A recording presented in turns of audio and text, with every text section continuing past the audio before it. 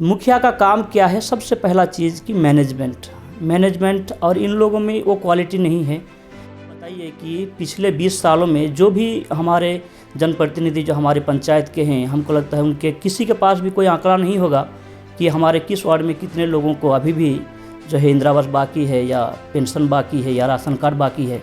Main जो हमारी जो मूलभूत आवश्यकताएं हैं वो चीज़ अब तक नहीं हुआ है।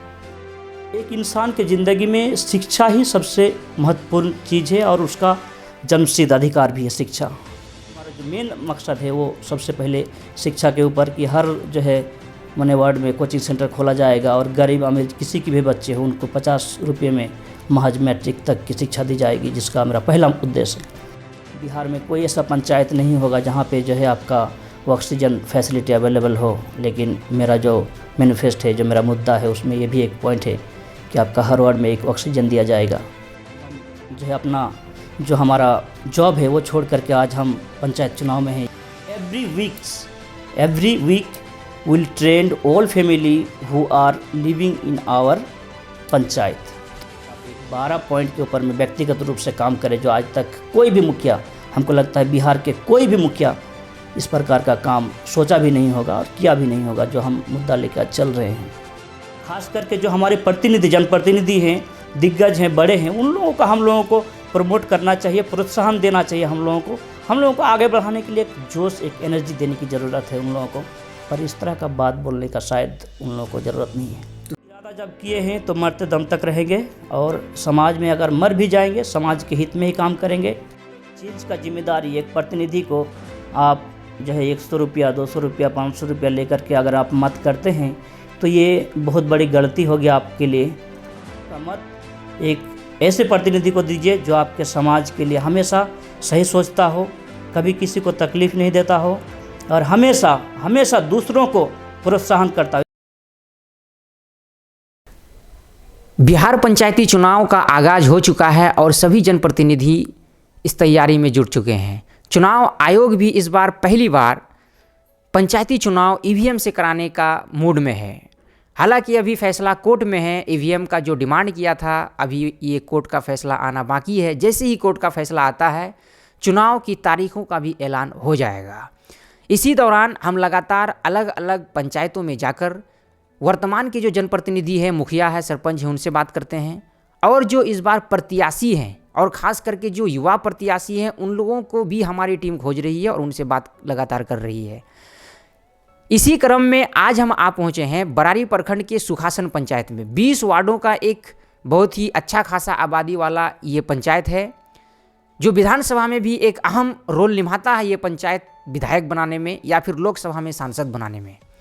ये देखना बड़ा दिलचस्प होगा कि पंचायती चुनाव में सुखासन पंचायत में जो अभी वर्तमान मुखिया हैं और उनके जो प्रतिद्वंदी हैं, इस बार वो मैदान में आमने सामने आ चुके हैं। जी, हम बात कर रहे हैं एक युवा चेहरा, एक नया चेहरा, पहली बार ग्राम प्रधान के रूप में उभर कर आ रहे हैं और प्रत्याशी होने का दावा ठोक दिए हैं। हमारे साथ मौजूद हैं मोहम्मद शकील जी। शकील जी हमारे साथ जुड़ रहे हैं। सबसे पहले शकील जी, आपका हमारे चैनल में बहुत बहुत स्वागत है। बहुत बहुत स्वागत है आपका। देखिए, आज जो है ख़ास करके आपका मीडिया एक ऐसा चैनल है जहाँ तक जो है सरकार की या कोई भी प्रतिनिधि का या किसी प्रकार का लाभ जो जनता को मिलना चाहिए, अगर उस चीज़ से अगर अवगत नहीं है तो मीडिया ही एक ऐसा माध्यम है जिसके द्वारा जो है लोग इस चीज़ से जानकारी मिलता है लोगों को। तो बहुत बहुत शुक्रिया कि जो है आप इस प्रकार से जो है हमारे सुखासन पंचायत में आए हैं, तो आपका बहुत बहुत स्वागत है। अक्सर देश में कहा जाता है युवाओं को राजनीति में आना चाहिए और आपने इसी चीज़ को फॉलो किया और आप पंचायती चुनाव से अपने आप को उतारा है, एक तरीके से राजनीति में उतारा है। यानी राजनीति में आपका आने का सीधा सा मकसद क्या है? देखिए, राजनीति एक ऐसा नीति है जो किसी राज्य से जुड़ा होता है। मान के चलिए आज अगर ये पंचायत चुनाव है तो ये क्षेत्र विशेष पर है, एक घरेलू चुनाव है, घरेलू राजनीतिक है ये। तो हम लोग कभी भी जो है नहीं सोचे थे कि खास करके जो है हम लोग चुनाव में या इस प्रकार के फील्ड में कभी काम करेंगे। बचपन से जो है शिक्षा उक्षा लेने के बाद हम लोग जो है प्राइवेट कंपनी में ही जॉब किए। उसके बाद तकरीबन जो है 6-7 साल से हम लोग दुबई में हैं। लॉकडाउन की वजह से घर में आए हुए थे। तो होता क्या है कि हम समाज में रहते हैं और यहाँ की स्थिति और यहाँ की जो परिस्थिति है, यहाँ की जो दुर्दशा है, जो हम देखते हैं जब भी आते हैं देखते हैं, उससे हम जो है संतुष्ट नहीं हैं। वजह क्या है कि जो हमारे माने स्थानीय जो माने क्षेत्रीय नेता है, तो इन लोगों का जो कार्यकाल रहा है और उसके दौरान जो भी विकास कह लीजिए, जो भी चीज़ आज 20 सालों से हम देख रहे हैं, उससे पहले कई एक बार चुनाव हुआ था, तो उस टाइम हम लोग शायद जन्म भी नहीं लिए थे, लेकिन इधर 20 साल से हम चुनाव देख रहे हैं और उनके द्वारा जिस प्रकार से भी जो है शासन किए जाते हैं वो भी हम देख रहे हैं। लेकिन हमारा दिल में क्या है कि ये चीज़ जिस प्रकार का ये लोग जो है विकास का काम के नाम पर वोट लेकर के जो है अपना पद पे आते हैं और लोगों के साथ जिस प्रकार का भी जो है वो लोग व्यवहार करता है या जो नीति अपनाता है, वो उस चीज़ से हम संतुष्ट नहीं हैं। आपका पंचायत 20 वार्डों का एक अच्छा खासा बड़ा पंचायत है और विगत 20 सालों में जो भी मुखिया बने हैं उनका विकास का कार्य अगर हम देखें, आपको क्या लगता है किन क्षेत्रों में विकास हुआ है और कौन सा ऐसा क्षेत्र है जहां विकास होना चाहिए था नहीं हो पाया अभी तक? देखिए शाहिद जी, क्या है कि ये जो मुखिया का जहाँ तक बात है, जो हर पंचायत में एक मुखिया होता है, तो हमें इस चीज़ से समझना होगा कि आखिर मुखिया का रोल क्या होता है। हम जो है एमएलए को भी चुनते हैं, एमपी को भी चुनते हैं, उसके अलावा हम जो है मुखिया को भी चुनते हैं। तो जो मुखिया का रोल होना चाहिए एक समाज में हर परिवार के लिए, वो रोल जो है ये लोग निभा नहीं पा रहे हैं। और इसी चीज़ से जो है काफ़ी हमें नहीं, जो हमारे जैसे युवा हैं, युवा पीढ़ी हैं, जो इस समाज में आज के दौर में कह लीजिए कि वो मूलभूत पिलर है और जो आने वाले बच्चे हैं वो हमारे आने वाला कल है। तो हमारा आने वाला कल को हम सुधारने के लिए ही एक युवा चेहरा के रूप में मैदान में आए हैं। आप मैदान में उतरे हैं, आपका क्या उद्देश्य है मैदान में उतरने का? आप किन मुद्दों को लेकर लोगों के बीच जा रहे हैं? देखिए कि मुद्दा तो बहुत सारा है। हमको लगता है कि आज तक कोई भी जो है पंचायत चुनाव में मैनिफेस्ट या किसी भी लिस्ट के साथ या लिखित रूप से नहीं आया होगा कि हम आने वाले 5 साल में कुछ करेंगे या हम इस प्रकार का काम करेंगे। अक्सर लोग बोलते हैं कि हम आपको सबका घर घर इंदिरा आवास दिला देंगे, सबको राशन कार्ड दिला देंगे, हम आपका वृद्धा पेंशन बना देंगे। लेकिन ये सब चीज़ क्या है कि ये सरकार से ही प्रावधान इस चीज़ का है जो पब्लिक को मिलना चाहिए। अगर पब्लिक जागरूक होगी तो इन लोगों का, मुखिया लोगों का या जो भी वार्ड मेंबर लोग हैं, इन लोगों का दरकार नहीं होगा। पब्लिक डायरेक्ट ये सब चीज़ अचीव कर सकती है। मुखिया का काम क्या है? सबसे पहला चीज़ कि मैनेजमेंट और इन लोगों में वो क्वालिटी नहीं है जो होना चाहिए एक लीडर के अंदर। लीडर मतलब क्या है कि लीडरशिप मेंटेन करके रखना, हर जगह में, हर परिवार में जो भी समस्याएं हैं उन चीज़ से अवगत होना, जानकारी अपने पास रखना, उनके पास आंकड़ा होना चाहिए। जो भी विकास किए हैं, आप बताइए कि पिछले 20 सालों में जो भी हमारे जनप्रतिनिधि जो हमारे पंचायत के हैं, हमको लगता है उनके किसी के पास भी कोई आंकड़ा नहीं होगा कि हमारे किस वार्ड में कितने लोगों को अभी भी जो है इंदिरा आवास बाकी है या पेंशन बाकी है या राशन कार्ड बाकी है। हमारे पास कई जो है ऐसे लिस्ट है, नाम है जिनके ऊपर हम काम करना चाहते हैं। तकरीबन 12 पॉइंट है, उसमें से अगर आप कहेंगे तो हम शायद 4-5 पॉइंट आपको गिना सकते हैं। वो सबसे मेन चीज़ क्या है कि एक इंसान के ज़िंदगी में शिक्षा ही सबसे महत्वपूर्ण चीज़ है और उसका जन्मसिद्ध अधिकार भी है शिक्षा। तो हमारा पहला माने मकसद है शिक्षा, घर घर का शिक्षा। हर जो है माने वार्ड में कोचिंग सेंटर खोला जाएगा और गरीब अमीर किसी की भी बच्चे हो उनको 50 रुपये में महज मैट्रिक तक की शिक्षा दी जाएगी, जिसका मेरा पहला उद्देश्य है। दूसरा मूलभूत उद्देश्य हमारा जो स्वास्थ्य के ऊपर आता है। मान के चलिए आज आपको मेडिसिन की दरकार है, आप जानते होंगे तो जाके लेके आते हैं। अभी हमारे जो डॉक्टर्स लोग भी हैं, जो मान के चलिए अभी तो गांव घर में ऐसा कोई स्वास्थ्य केंद्र है भी नहीं।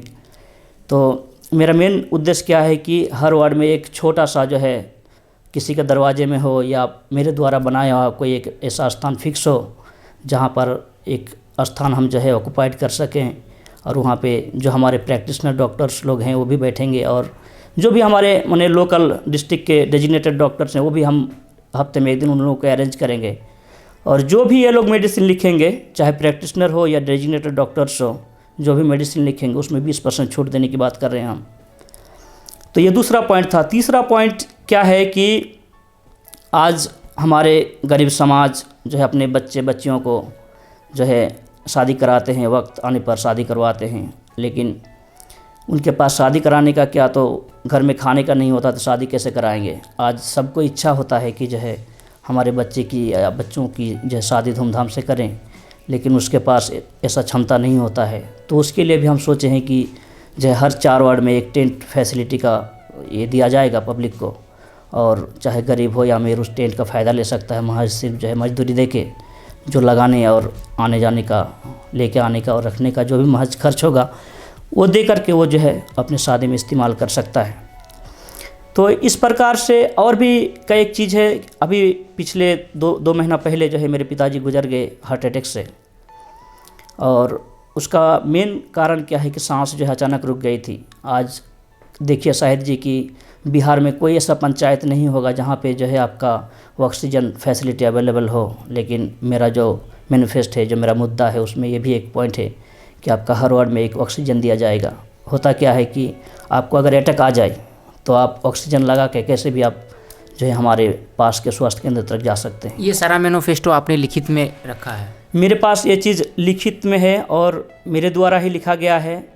वो जो है हिंदी और इंग्लिश दोनों में है, और इंशाल्लाह जो है हम पब्लिक तक इस चीज़ को घर घर देंगे। हमारे पास वो चीज़ देखिए, आपका मैनिफेस्टो तो बहुत अच्छा, हम लोग तो समझ ही रहे हैं, लेकिन जनता को बिलीव कैसे हो? क्योंकि जनता ने विगत 20 वर्षों से हो या इससे पहले से भी अगर हम बोले, जब से पंचायती राज व्यवस्था का शुरुआत हुआ, किसी भी चुनाव का अगर हम बात कर लें, तो प्रत्येक जनप्रतिनिधि आते हैं और एक तरीके से जो है बरगलाने का काम करते हैं, लोगों को वादा करते हैं लेकिन पूरा नहीं कर पाते हैं, ईमानदारी से वो काम कर नहीं पा रहे हैं।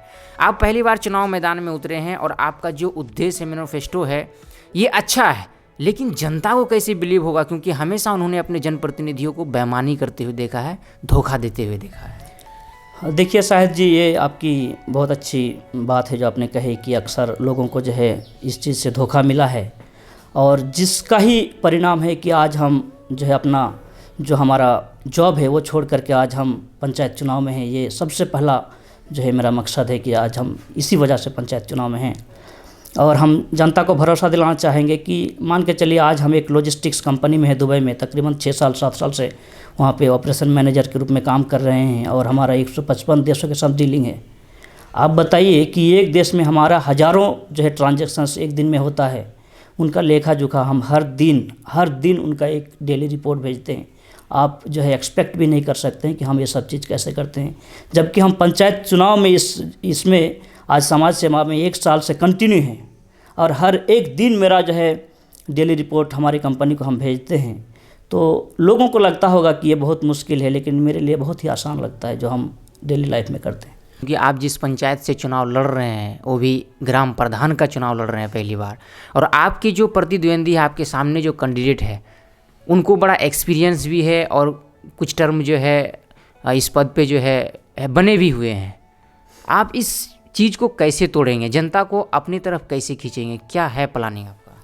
देखिए, प्लानिंग आप ऐसे सोचेंगे तो बहुत कुछ है, लेकिन हम आपको नहीं बताएंगे पूरा प्लानिंग, लेकिन कुछ चीज़ यही बताना चाहेंगे कि देखिए, अगर दिल सच्चा हो और अगर आपके दिल में इच्छा हो कि हम जनता के लिए जो है सेवा करेंगे, जनता का सेवा करेंगे, और आपका वो अगर जो प्लानिंग जो आपका सेवा करने का जो मेन उद्देश्य है, अगर वो मुद्दा जिसके तहत आप जनता का सेवा करना चाहते हैं वो अगर ज़बरदस्त हो, वो अगर बढ़िया हो, और वो जनता के हित में हो, और हर एक चीज़ जो जनता के लिए फ़ायदेमंद हो, तो जनता ही जिताएगी हमें तो बाकी प्रतिनिधि से कुछ लेना देना है नहीं। तो मेरे मैनिफेस्टो में लिखा है कि हर एक परिवार को जो है ट्रेन किया जाएगा, हर एक परिवार को बताया जाएगा कि आपके परिवार में किस प्रकार का जो है योजना सरकार से आनी चाहिए, और किस प्रकार का फ़ायदा आपको एक ग्राम प्रधान से मिलना चाहिए। उसमें मेरे मैनिफेस्टो में लिखा गया है कि every week will trend all family who are living in our panchayat. तो जो भी हमारे पंचायत के दायरे में हैं, तो हर एक परिवार को हम हफ्ते में 1 दिन जा कर के ट्रेन करेंगे, ये बताएंगे कि आपको ये सब चीज़ फ़ायदा जो है आपको सरकार के द्वारा मिलना चाहिए, और जो हम व्यक्तिगत रूप से कर सकते हैं, जो मेरे मैनिफेस्टो में है वो सारा व्यक्तिगत रूप से ही है, वो व्यक्तिगत रूप ही है, उसमें सरकार का दिया हुआ कोई योजना नहीं। जो 12 पॉइंट हम बात कर रहे हैं, और ये शायद जो है इतनी आसान बात नहीं है कि आप एक 12 पॉइंट के ऊपर में व्यक्तिगत रूप से काम करें, जो आज तक कोई भी मुखिया, हमको लगता है बिहार के कोई भी मुखिया इस प्रकार का काम सोचा भी नहीं होगा और किया भी नहीं होगा जो हम मुद्दा लेकर चल रहे हैं। समाज के अंदर ये अफवाहें भी चल रही है कि सिर्फ आपकी ही पंचायत की नहीं बल्कि कई पंचायत हम लोग घूम रहे हैं कि जो भी युवा कैंडिडेट है या नए कैंडिडेट है उनके बारे में ये अफवाह फैलाया जा रहा है। जो भी एक्सपीरियंस कैंडिडेट है, आप हमारा इशारा को समझ पा रहे होंगे, उनका कहना है कि ये कैंडिडेट जो है आज अभी है और कुछ दिन के बाद में जो है हो सकता है नाम वापस कर लें या फिर नॉमिनेशन का पर्चा ना भरे, ये बैठ जाएंगे। इस पे आपका क्या है, क्या आप भी वैसे बैठ जाएंगे? देखिए साहिद जी कि जो लोग हमारे जनप्रतिनिधि हैं या थे वो भी एक वक्त युवा ही थे। उसको अगर ये बोलता है तो उसका सोच भी इस प्रकार का जो है, देखिए कम सोच वाले आदमी है जो हमेशा खुद की माने भलाई चाहता है, दूसरों का भलाई नहीं चाहता है। ऐसे लोग जो है इस प्रकार का सोच रखता है। तो क्या सीधे तौर पे आप कहेंगे कि आप चुनावी मैदान में डटे रहेंगे? देखिए, आप इरादा जब किए हैं तो मरते दम तक रहेंगे और समाज में अगर मर भी जाएंगे समाज के हित में ही काम करेंगे। सुखासन पंचायत के लिए आपका संदेश क्या रहेगा अभी? देखिए, संदेश पंचायत के लिए ही कि जो हम इरादा किए हैं आप उस चीज़ पर भरोसा कीजिए। और जहाँ तक वोट देने की बात है ये आपकी दिल की बात है। और सबसे पहला चीज़ कि जब तक आप माने हक की लड़ाई के लिए भागीदार नहीं बनिएगा, आप हक की लड़ाई में शामिल नहीं होइएगा और एक ऐसा युवा चेहरा जो आपके लिए और आपके समाज के हित के लिए आया है, आप उनका साथ नहीं दीजिएगा तो ये तो दुखद की बात हमारे लिए नहीं समाज के लिए होगी। लेकिन आपका मत एक ऐसे प्रतिनिधि को दीजिए जो आपके समाज के लिए हमेशा सही सोचता हो, कभी किसी को तकलीफ़ नहीं देता हो और हमेशा हमेशा दूसरों को प्रोत्साहन करता। चलिए, हमारी शुभकामनाएं आपके साथ में हैं। ये थे हमारे साथ सुखासन पंचायत के भावी मुखिया प्रत्याशी शकील जी। हम उन्हीं से बात कर रहे थे और कई मुद्दों पर बात कर रहे थे कि यहाँ की मुख्य समस्याएं क्या है। एजुकेशन के मैटर में बढ़ चढ़ के बोले और इनका एजेंडा जो है बहुत ही ज़्यादा यूनिक है और ये चीज़ लोगों को समझने की शायद दरकार है। स्वास्थ्य व्यवस्था में भी बात कर रहे थे इनसे और विगत कुछ वर्षों से 15 साल से 20 साल से जो कहीं ना कहीं राजनीति को विरासत समझ के बैठे हैं और जो भी प्रतिनिधि लगातार जीत रहे हैं वो समाज के प्रति कितना उत्तरदायी है या फिर सरकार की योजनाओं को कितना धरातल पर उतार रहे हैं, ये भी हम लोग बखूबी देख रहे हैं। लगातार हम लोग ग्राउंड रिपोर्ट पे भी जाएंगे, कुछ दिनों में हम लोग ग्राउंड रिपोर्ट पे भी जाएंगे, जनता से जानेंगे कि उनके मुखिया कितना विकास किए हैं या नहीं किए हैं। हम अन्य प्रतिनिधियों से भी लगातार जुड़ेंगे प्रत्येक पंचायत में जा जाकर। तब तक के लिए मैं साहिल सांवरिया अपने सहयोगी पप्पू कुमार के साथ SQ मीडिया सुखासन।